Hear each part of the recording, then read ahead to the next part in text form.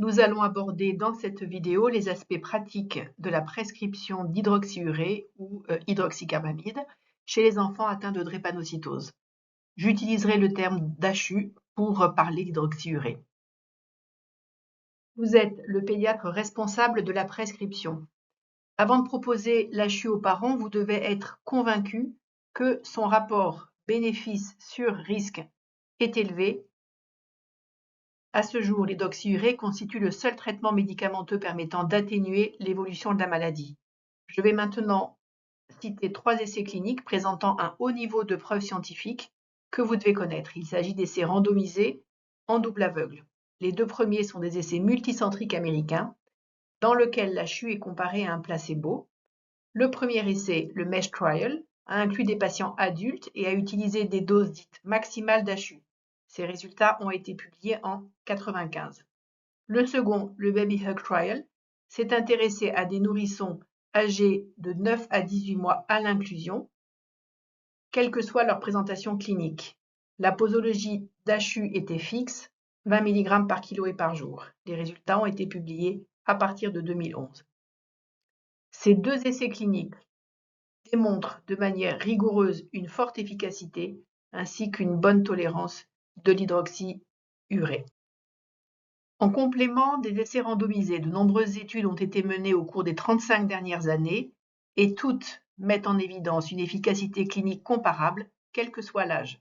Elles montrent notamment une réduction des complications vaso-occlusives, du recours aux transfusions et des hospitalisations. Chez l'enfant, on observe également une diminution des vitesses cérébrales. Par ailleurs, ces études démontrent une efficacité biologique similaire à tous les âges, caractérisée par une amélioration de l'anémie, une réduction de l'hémolyse et une myélosuppression contrôlée. Le principal mécanisme d'action de l'HU repose sur l'augmentation de la synthèse d'hémoglobine fœtale. Grâce à l'expérience acquise au fil des années, il était déjà établi en pratique clinique que l'efficacité de l'HU était étroitement liée à sa posologie. Cette relation a été confirmée par un autre essai pédiatrique majeur dont les résultats ont été publiés en 2020, l'essai No Harm MTD Trial. Cet essai comparait une posologie fixe de 20 mg par kilo et par jour d'HU à une posologie maximale d'environ 30 mg par kilo et par jour. Il a été ainsi démontré que l'efficacité clinique et biologique de l'HU était dose dépendante, avec de meilleurs résultats sous posologie maximale, sans augmentation de la toxicité hématologique. Ainsi, il est possible d'affirmer que les bénéfices globaux de l'HU sont importants, tant à court qu'à moyen terme. L'hydroxyurée est un vrai mieux global pour les patients. Pourtant, de nombreux freins ont longtemps limité son utilisation large et à posologie maximale, notamment de la part des médecins. Ces réticences étaient principalement liées à la crainte d'effets indésirables à long terme, en particulier sur la fertilité et sur le risque de myélodysplasie. Cependant, des données issues d'études pédiatriques et adultes montrent qu'un traitement par HU est associé à une réduction de la mortalité. Chez l'adulte, l'hydroxyurée a d'abord été prescrite aux patients considérés comme les plus sévèrement atteints. 15 ans plus tard, ce sont précisément ces patients traités qui présentent le meilleur état de santé. À l'inverse, ces études révèlent qu'à long terme, les patients initialement jugés peu sévères présentent un risque élevé de mortalité et de morbidité en l'absence de traitement par HU. La révision du PNDS pédiatrique en 2024 recommande l'introduction plus précoce de l'HU et à dose maximale, à savoir pour les enfants atteints des formes SS et S-bêta-0, dès la première manifestation douloureuse, dès le premier syndrome thoracique aigu, dès lors que l'enfant a un taux d'hémoglobine de base en dessous de 8 grammes par décilitre, ou que les vitesses cérébrales sont intermédiaires au Doppler transcrânien.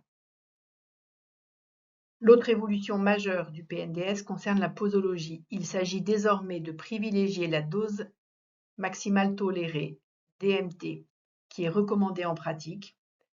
La dose maximale tolérée correspond à la posologie pour laquelle la numération formule sanguine met en évidence un taux de PNN neutrophile d'environ 2 Giga par litre, sans toutefois descendre en dessous de 1 Giga par litre. Cette stratégie vise à prévenir l'ensemble des manifestations vaso-occlusives, reconnaissant que la répétition des crises douloureuses altère fortement la qualité de vie des patients, favorise l'installation de douleurs chroniques, expose à un risque de dépendance aux opioïdes et entraîne un handicap social.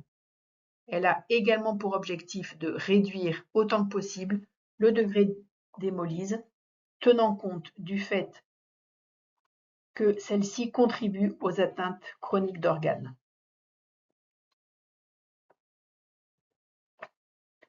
À la DMT, le risque principal est celui de myélosuppression.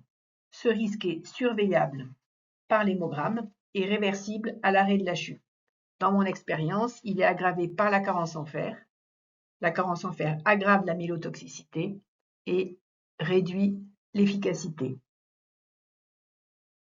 Ainsi, l'observance du traitement par HU devient un enjeu central dans la prise en charge des patients.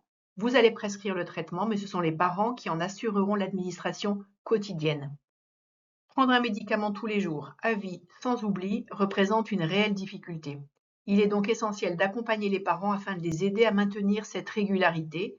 Pour cela, vous devrez veiller à renforcer leur sentiment d'efficacité. Comment y parvenir? Cela repose sur 3 mots-clés: les informer, les écouter et tenir compte de leur environnement.